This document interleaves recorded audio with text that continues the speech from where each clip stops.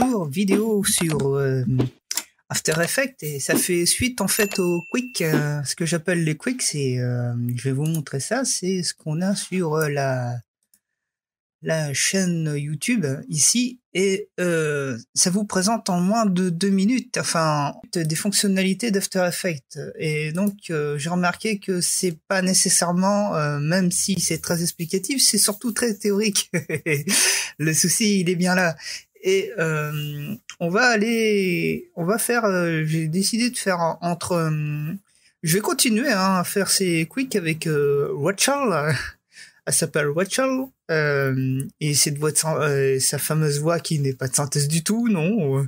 Je vais continuer en fait à faire ces petits quicks là qui seront dans une playlist qui s'appelle Apprendre After Effects. Et entre temps, il faudra que je vous montre quand même en pratique comment ça marche, parce que même si vous regardez les quicks, ça vous montre pas vraiment la pratique, c'est très théorique comme je vous répète. Et il faut quand même mieux savoir comment, par exemple, mettre les raccourcis, etc. C'est-à-dire faire un projet, commencer par faire un projet.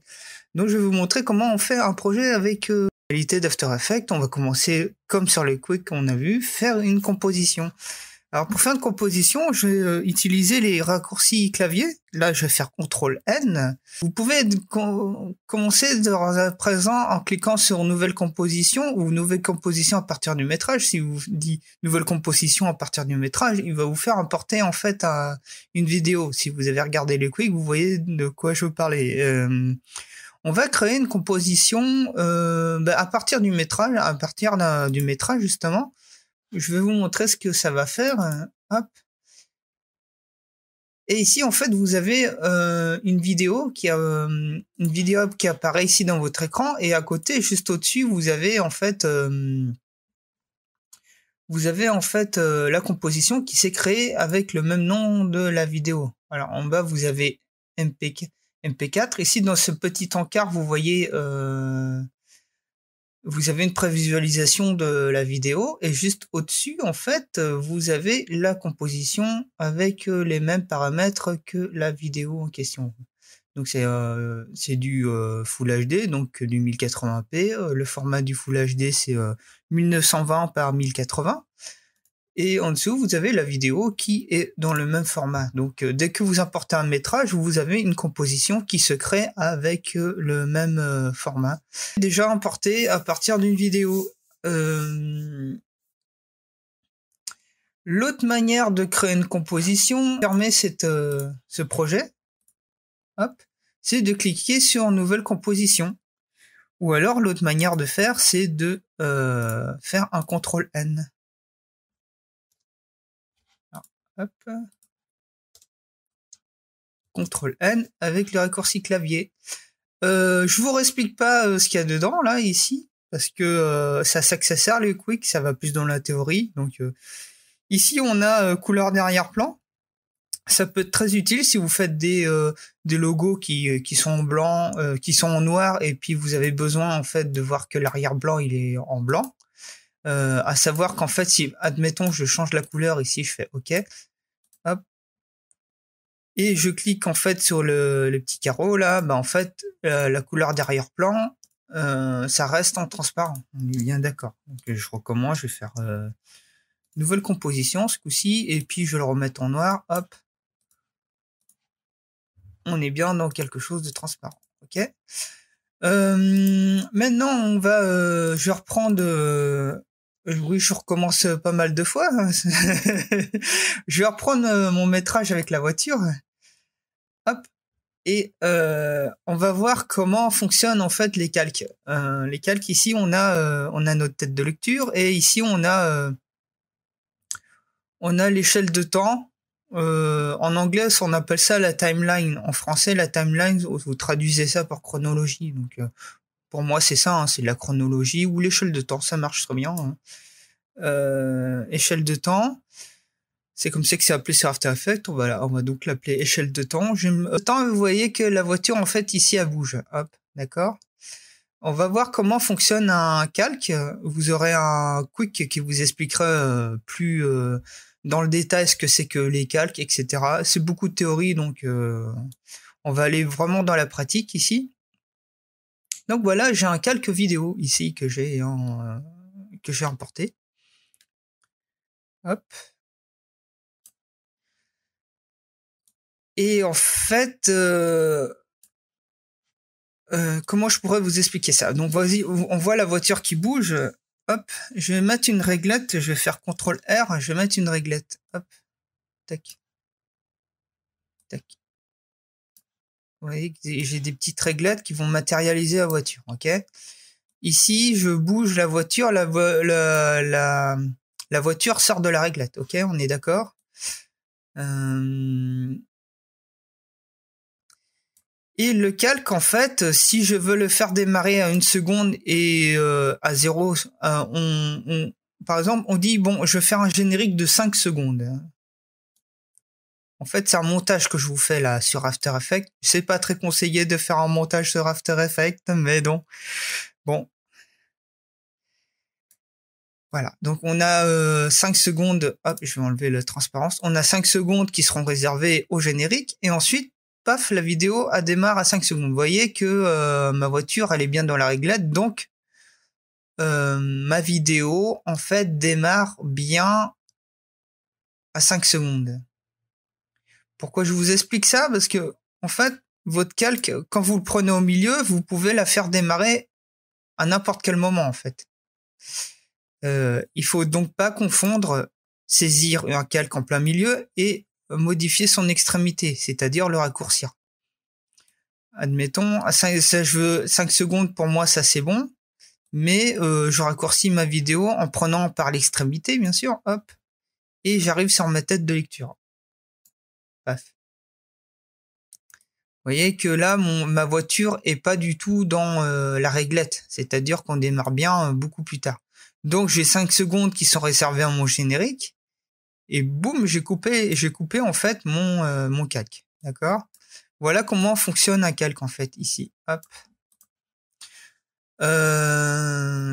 Ou bien vous le déplacez le début et la fin, ou sinon vous le raccourcissez, vous coupez votre métrage en fait. Il faut bien comprendre ça. Petite nuance à saisir.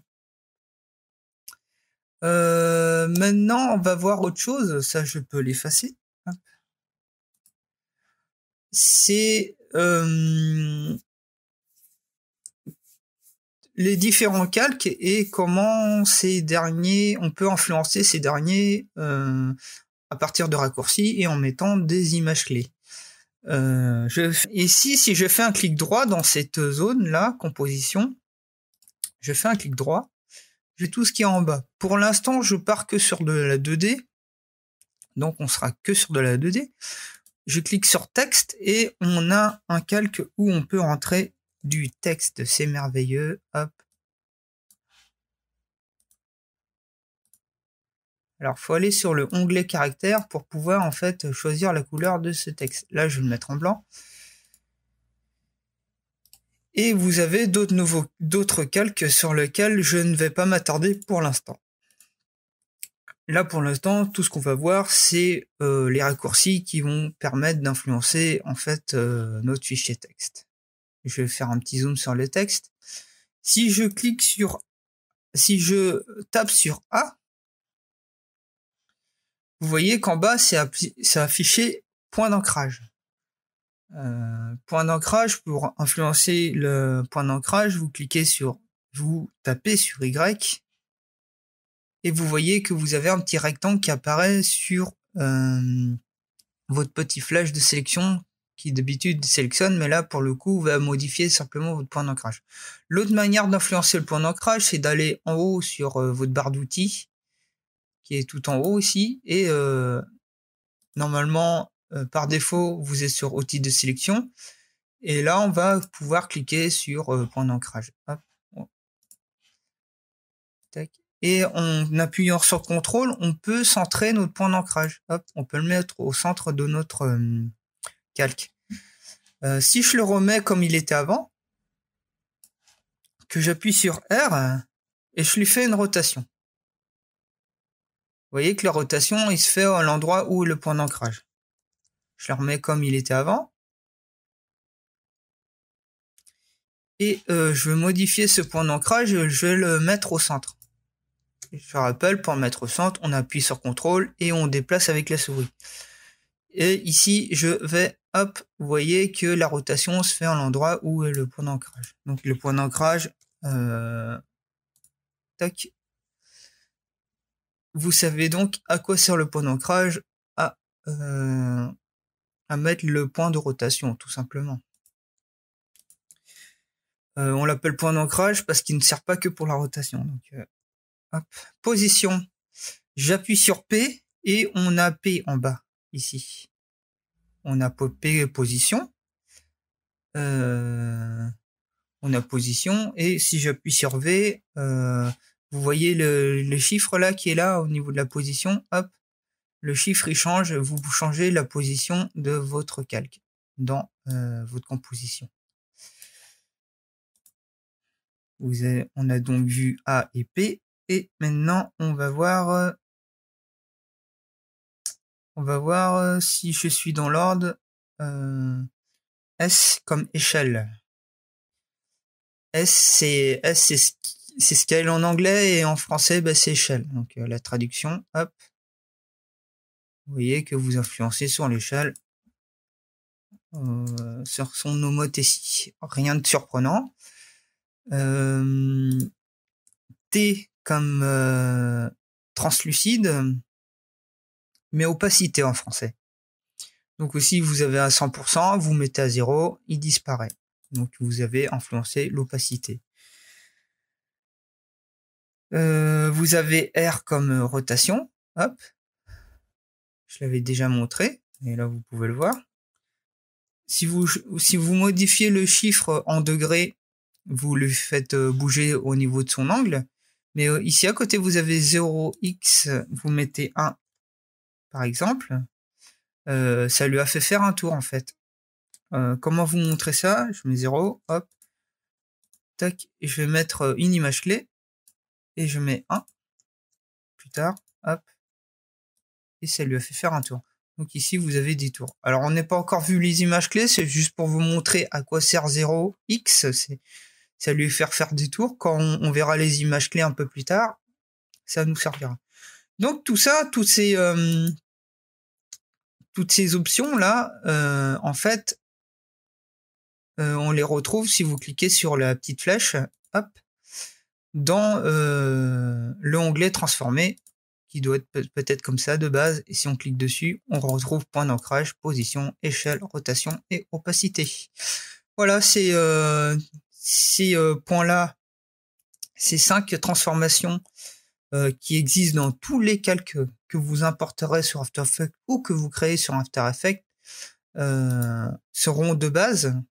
Ils existent sur tous les calques, sauf sur un seul calque, le calque audio évidemment, puisqu'on ne voit rien du tout sur un calque audio.